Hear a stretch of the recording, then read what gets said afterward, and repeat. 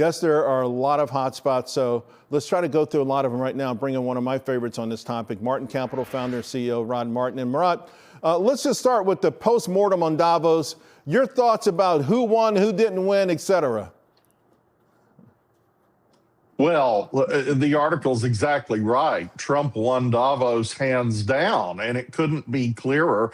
The naysayers to the contrary simply are completely off base. Trump went in there having completely focused everyone's attention on Greenland. He refuses to take various options off the table. That's his negotiating style. He's perfectly clear about that, starting in Chapter 2 of Art of the Deal. And he comes there, he says, okay, since we're going to get toward a negotiation, of course I won't use force. I was never going to use force. Right.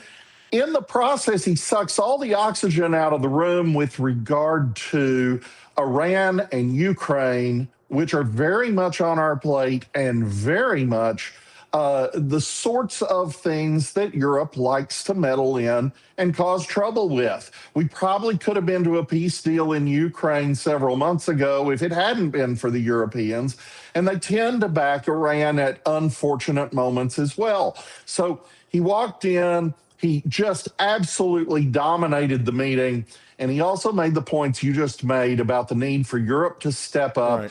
It is much, much too long that they have sent more money to Russia than to Ukraine while talking about how we're not doing enough. Yeah, and that refined oil from India is also indirectly coming from Russia. Hey, let's talk about Mark Carney, because he became the globalist hero. Of course, he got full of himself. He went back to Canada and he kept pushing and kept pushing, talking about leaving in America, going into the waiting arms of China. Obviously, President Trump isn't having any of that. Your thoughts?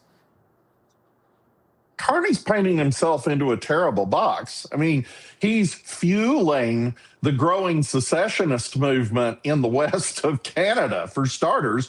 They don't want this. And how would they sell their products if we're in 100% tariff situation with the United States? Alberta is the economic engine of all of Canada, and that is driven heavily by oil sales to the United States. Right. They're not going to be able to get a pipeline over the Rockies. That's absurd. Yeah. Carney can pretend, but he's got enough problems in his own government, people against it, and also you have First Nations issues in British Columbia. That's just not going to happen. Yeah, so he kind of tried to walk it back. Talking out his hat. Yeah, he is. He's trying to walk it back a little bit. I think he was full of himself. But I want to stay on China and talk about this purge over the weekend.